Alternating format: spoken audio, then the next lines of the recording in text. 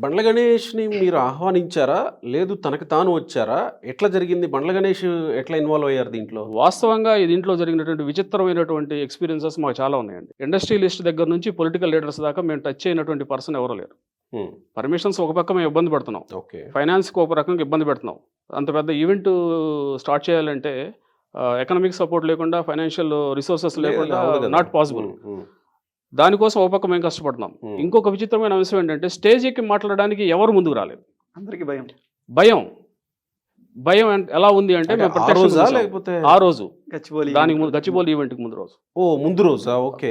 స్పీకర్స్‌ని finalise చేయాలి కదా! హ్మ్. ఆ హ్మ్. స్పీకర్స్ లిస్ట్ మనకి కావాలి. ఎజెండా అంతా ప్రిపేర్ చేసుకోవాలి. ఓకే. ఎవరు ఆ స్పీకర్స్? హ్మ్. ఎవరిని వేరే సెక్టర్ నుంచి తీసుకోవాలి. హ్మ్. మన పెద్దలు ఇచ్చినటువంటి సలహా ఏంటంటే హ్మ్. ఇది పొలిటికల్ రంగు పూసుకోకూడదు. ఆ! కాస్ట్ ఈక్వేషన్స్ అనేవి మీకు రాకూడదు. ఇవన్నీ జాగ్రత్తగా ఉండాలి మీరు అని చెప్పేసి వాళ్ళు వార్న్ చేశారు. వాళ్ళకు ఉన్నటువంటి ఎక్స్‌పీరియన్స్‌తో. హ్మ్. బట్ చివరికి మాకు అవకాశం లేక కొంతమందిని తీసుకోవాల్సి వచ్చింది. స్పీకర్స్ కొంచెం ధైర్యంగా స్టేజ్ ఎక్కేవాళ్ళని. హ్మ్. అప్పుడు ఈ అంటే మనిషి లేడు. మీరు మాట్లాడితే బావుంటుందని కొంతమందిని సంప్రదించారా? అంతే కదండి. అబ్వియస్లీ ఆ ఎకానమీ ద్వారా బెనిఫిట్ పొందినోళ్ళు గానీ, ఓకే. మన చంద్రబాబు గారి ద్వారా బెనిఫిట్ పొందినోళ్ళు గానీ, హుహుహు. లేదంటే సామాన్యుల పీపుల్ దగ్గర నుంచి కూడా తీసుకురావాలని కాన్సెప్ట్. ఓకే. లాస్ట్‌కొచ్చేటప్పటికి ఈ ఎలిమెంట్స్ అన్నీ జాయిన్ అవ్వటం వల్ల దాని ఆబ్జెక్ట్ దారి తప్పింది. కొంతవరకు దారి తప్పింది. హ్మ్. ఇవన్నీ ప్రాపర్‌గా ఇంప్లిమెంట్ చేసుంటే ఇంకా సక్సెస్‌ఫుల్ ఈవెంట్ అయ్యేది.